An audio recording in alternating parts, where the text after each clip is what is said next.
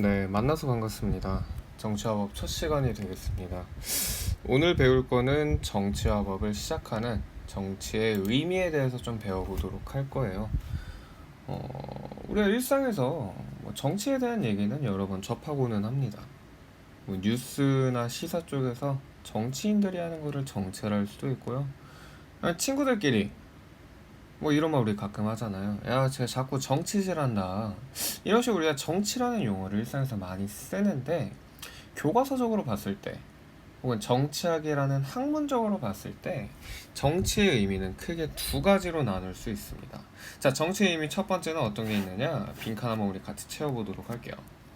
좁은 의미의 정치가 있습니다. 그리고 오른쪽에 밑줄 칠게요. 이와 대비되는 넓은 의미의 정치라는 게 존재합니다. 자, 밑줄을 먼저 치고 좀 두껍네요. 우리가 이제 정치의 의미를 본격적으로 배우도록 할 건데 저는 좀 이렇게 표현을 하고 싶어요. 이렇게 한번 적어보도록 합시다.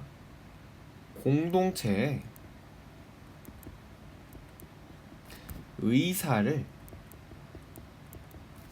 결정하는 공동체의 의사를 결정하는 활동을 선생님은 정치라고 말을 하고 싶습니다. 국회에서 정치인들이 하는 게 주로 뭐죠? 국회의원들은 어떤 법률을 만들지 혹은 어떤 법률을 만드는 것에 대해서 거부할지 의사를 결정을 합니다. 국회의원이 법률을 제정할 뿐만 아니라 탄핵 소추를 할 수도 있고요. 여러 가지 활동들을 하는 게 모두 우리 국가의 운영과 관련된 의사결정이라 할 수 있습니다. 근데 국회의원 이외에도 많은 사람들이 의사를 결정할 수 있죠. 우리 호남고등학교로 조금 좁혀서 보자면은 최근에 이제 1학기 때 여러분들 들어서 알겠지만 우리 호남고등학교가 남녀공학으로의 전환이 확정이 되었어요. 남녀공학으로 전환을 할지 기존의 남고를 밀고 유지를 할지 이것도 역시 무엇이라 말할 수 있죠? 의사를 결정하는 활동이라고 말을 할 수 있습니다.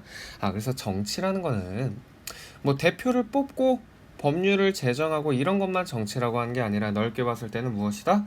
공동체의 의사를 결정하는 걸 우리는 정치라고 얘기를 합니다. 자, 그래서 우리가 정치의 의미를 좁은 의미와 넓은 의미의 정치로 볼 수 있습니다. 여기에서 좁은 의미와 넓은 의미의 기준은 무엇이느냐? 이 공동체의 범위를 어디까지로 볼 것인지에 따라 나눌 수 있어요. 결론을 말씀드리자면은, 자, 좁은 의미의 정치에서는 이 공동체의 범위를 오로지 국가기관으로 한정을 하고 있습니다. 지금 말씀드렸던 국회, 법원, 행정부, 행정부에 소속되어 있는 대통령 이런 사람들이 정책을 결정하고 법률을 만드는 것, 국가기관이 하는 일만을 국가기관만이 하는 의사결정을 무엇이라 한다? 정치라고 말을 합니다. 근데 이와 다르게 넓은 의미의 정치는 국가기관뿐만 아니라 일상에 있는 모든 공동체의 의사결정 활동을 모두 정치라고 봅니다. 우리 오른쪽으로 가면은 정치의 의미에서 넓은 의미의 정치를 보면은 이제 여러분 프린트에 좀 잘 나와 있을 건데 아파트 입주민회의 우리 동에서 쓰레기를 며칠에 한번 버릴지 엘리베이터의 질서를 어떻게 정립을 할지 밤 12시 넘어서 저 어릴 땐 그런 게 좀 있었거든요. 새벽 한 1시 12시에서 1시쯤에 귀가를 하면은 술 취한 아저씨들이 보통 같이 탈 때가 있어요. 근데 이제 이분들이 그냥 얌전히 술에 취해가지고 집으로 귀가하시면 다행인데 한 10년도 넘은 일인 것 같아요. 쌤한 초등학교 1학년 때쯤 일인데 제가 옆에 서 있었거든요. 오줌을 그 엘리베이터 안에 싸더라고요. 술에 취하신 아저씨가 그 기둥을 잡고 쪼르르 소리가 나오더니 바닥이 흥건해지는 거 제가 봤던 기억이 나요. 그걸 보고 이제 아파트가 뒤집어졌겠죠, 그쵸? 그걸 보면서 엘리베이터에서는 이제 밤늦게 술 마시고 왔을 때 오줌 싸면은 무슨 처벌을 할지, 어떤 경고를 내릴지 그런 의사를 결정하는 아파트 입주민회의도 무엇이라 할 수 있다? 넓은 의미에서 볼 때는 정치라고 얘기를 할 수 있다. 학생 자치회의도 마찬가지가 되겠죠. 우리 이번에 전교회장이 바뀌었잖아요. 그 친구 공약 중에 그런 게 있더라고요. 매점을 살리겠다. 회의를 통해 결정된 건지는 모르겠습니다.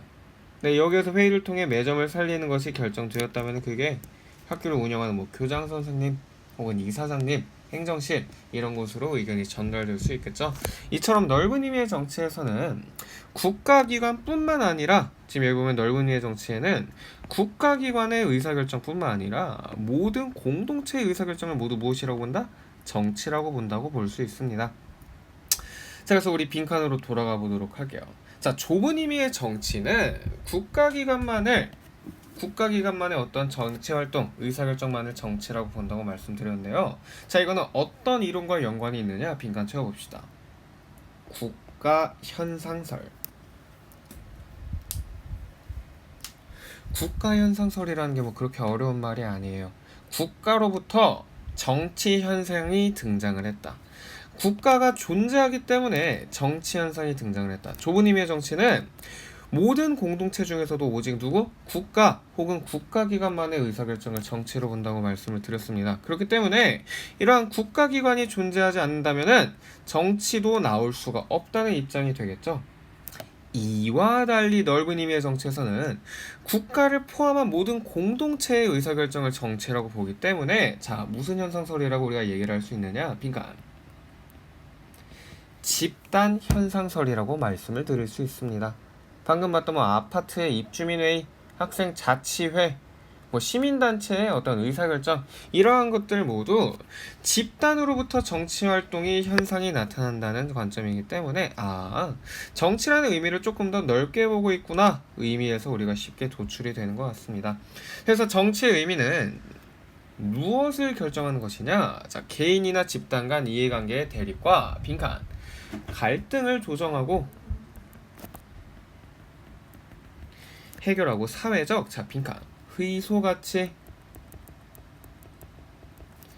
배분하는 것을 정치의 목적이라고 말씀을 드릴 수 있습니다. 개인이나 집단 간 이해관계의 대립. 우리가 살다 보면 여러 가지 대립이 발생을 하죠. 예를 들면 어떤 게 있을까요?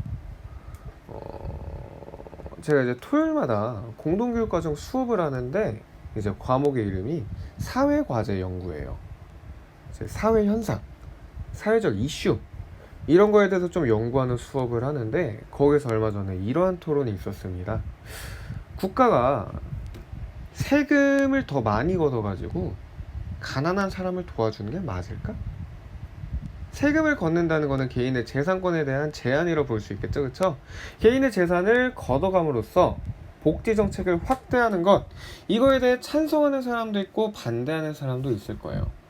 근데 찬반이 둘이 의견이 일치하지 않는다고 해가지고 권투 글러브 낀 다음에 링 위에서 파이트하는 거는 좀 우리나라 정치에 맞진 않겠죠. 민주적이지 못합니다. 정치라는 건 이런 갈등 상황을 최대한 슬기롭게 해결하기 위해서 어떤 대립과 갈등이 있을 때 자 이거를 조정하고 해결을 합니다. 자, 그 이유는 무엇이느냐? 이러한 의사결정하는 사람들이 뭐 아파트 입주민에서도요.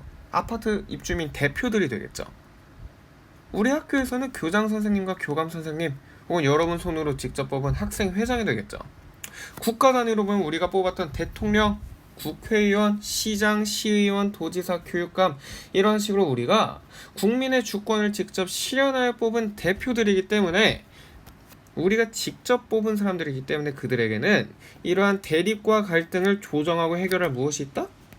권한이 있습니다. 정당성이 존재를 해요. 어떤 문제가 있을 때 의사를 결정할 수 있는 권한과 정당성이 있습니다. 왜? 우리의 주권을 통해 선출된 우리의 대표이기 때문이죠. 이게 민주주의의 내용과도 연관이 된다고 말씀드릴 수 있습니다. 이것들을 통해 사회적으로 희소가치 이게 방금 말씀드린 돈이 될 수도 있고 기타 등등 뭐 권력이 될 수도 있고 여러 가지를 배분하는 것이 바로 정치의 목적이다. 자, 이 무엇을 해당하는 내용은 좁은 의미의 정치와 넓은 의미의 정치가 크게 다르지 않습니다. 자, 중요한 거는 이 정치라는 활동을 누가 하는지가 굉장히 중요하다고 말씀드릴 수 있어요. 자, 방금 말한 것처럼 좁은 의미의 정치는 국가기관의 어떤 의사결정만을 정치라고 보고 있습니다. 그렇기 때문에 빈칸 정치 권력을 획득합니다. 무엇을 통해? 선거를 통해. 그리고 그것을 유지를 합니다. 중간에 탄핵되지 않고 유지를 하면서요. 행사를 합니다. 정책을 결정하거나 법률을 제정하거나 이런 것들을 통해 정치 권력을 획득 유지 행사하는 빈칸 국가기관에서만 나타나는 현상을 정치라고 얘기를 합니다. 중요한 거는 좁은 의미의 정치에서는 누구만이? 국가기관만이 정치를 할 수 있다고 얘기를 합니다. 굉장히 협소한 의미로 정치를 바라보고 있는 거예요. 자, 근데 이와 달리 넓은 의미의 정치는 국가기관을 빈입적으로 한번 쳐볼게요. 국가기관을 포함한다. 우리가 모의고사나 기출문제나 뭐 수능 특강 이런 거를 풀다 보면 어떤 함정이 많이 나오느냐? 넓은 의미의 정치에서는 국가기관의 활동을, 국가기관의 의사결정을 정치라고 보지 않는다. 이런 함정선제가 나오기는 합니다. 근데 여기 옆에 있는 그림에서 보면 알다시피 국가기관뿐만 아니라 모든 공동체의 의사결정을 정치로 보는 것이기 때문에 넓은 의미의 정치에서도요, 여러분, 국가기관의 의사결정을 정치로 보는 게 맞습니다. 근데 이러한 국가기관을 포함해서 빈칸 별표 모든 사회 집단에서 나타나는 국가뿐만 아니라 아까 봤던 뭐 아파트, 학교, 회사, 시민단체, 뭐 이익집단, 환경단체 이런 곳에서 나타나는 모든 의사결정을 무엇이라고 본다? 넓은 의미의 정치에서는 정치라고 본다는 말씀입니다. 자, 그렇기 때문에 각각의 특징과 장단점을 좀 말씀을 드릴 수 있을 것 같아요. 자, 좁은 의미의 정치의 특징을 보자면은 밑줄 국가 성립 이전의 정치 현상을 설명할 수가 없습니다. 왜? 국가가 하는 거 이외에는 정치가 아니니까. 근데 우리 한번 잘 생각해 보도록 할게요. 역사 시간에 배운 것처럼 우리나라는 전 세계는 구석기, 신석기, 청동기, 뭐 철기를 거쳐서 오늘날의 국가가 도래를 했습니다. 고조선이 건국된 게 신석기쯤으로 쌤이 기억을 하는 것 같아요. 청동기와 신석기 그 사이 어딘가, 청동기? 그러다 이제 고구려 삼국시대 오면서 철기 문화로 넘어갔다고 하는데, 바꿔 말하면은 구석기 시대에는 국가가 없었어요. 근데 그때 살았던 사람들이 우리 한국사 시간 때 보면은 뭐 수렵을 통해서, 채집을 통해서 우리가 경제활동을 했습니다. 근데 우리가 이제 사냥을 한다고 하면은 어떤 동물을 사냥할지, 누가 사냥에 참여할지, 몇 명이나 나갈지 이러한 것들을 의사를 결정해야겠죠. 자, 근데 이 원시 부족들은 우리가 국가라고 말하기에는 국가의 형식을 갖추고 있지 못합니다. 그럼 그런 것들은 정치가 아닐까요? 아니죠. 원시 부족이라는 것도 공동체이기 때문에 어떤 작물을 키울지, 어떤 거를 사냥할지는 의사를 결정하는 거라고 말씀을 드릴 수 있을 것 같아요. 자, 근데 원시 부족은 국가가 아니기 때문에 좁은 의미의 정치에서 봤을 때는 이거를 정치라고 볼 수 있다, 없다? 없다라는 말씀입니다. 그렇기 때문에 국가가 생기기 이전의 정치 현상은 설명을 할 수가 없어요. 굉장히 중요한 한계점이 되겠습니다. 자, 두 번째, 국가의 활동만을 정치라고 보기 때문에 국가의 빈칸 특수성을 강조합니다. 여기서 특수성을 강조한다는 것은 바꿔 말하면은 국가는 다른 사회 집단과는 차이가 있다는 것을 강조를 해요.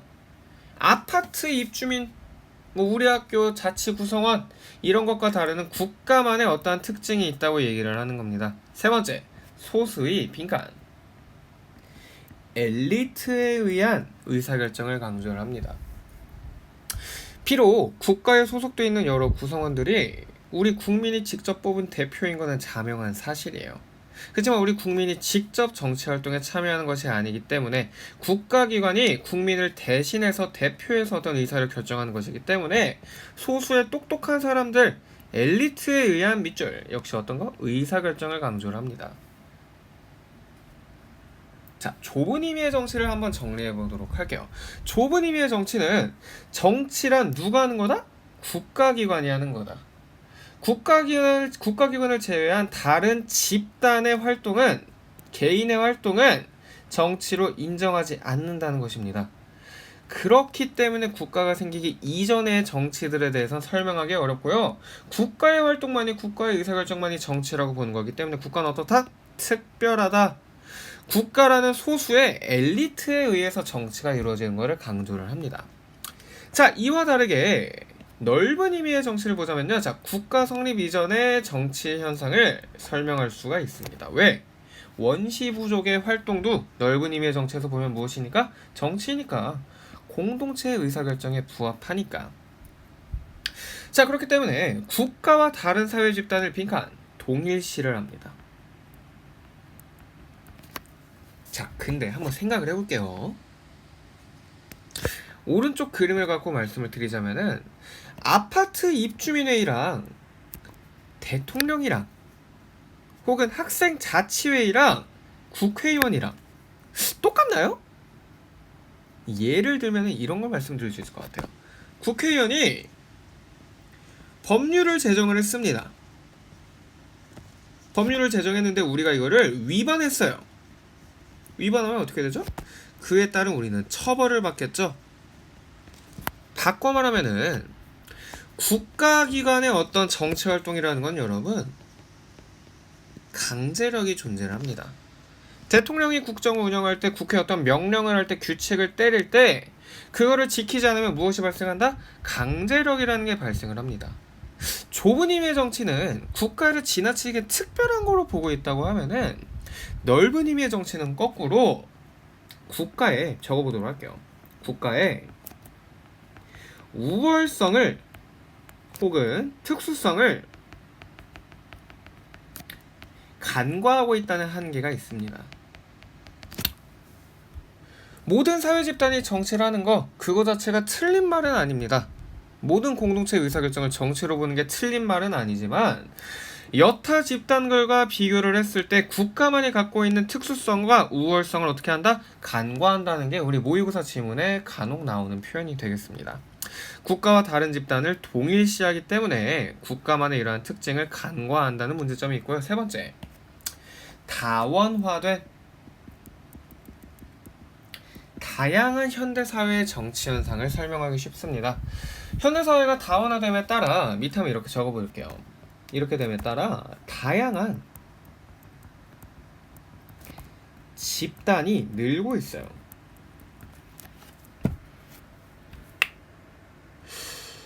한 500년 전, 1000년 전에는 여러분 쌀밥을 먹는 게 우리나라가 굉장히 쉽지 않았겠죠. 지금 북한은 뭐 아직도 보릿고개란 말을 쓸 만큼 경제적 여건, 농업력이 부족함에 따라 옛날에는 보리밥, 뭐 잡곡밥 이런 것도 우리가 많이 먹었잖아요. 근데 오늘날은 그렇지가 않죠. 오늘날에는 쌀을 많이 먹고 있습니다. 쌀 농사가 흥함에 따라 예를 들면은 농촌에는 농협이라는 집단이 생겼어요.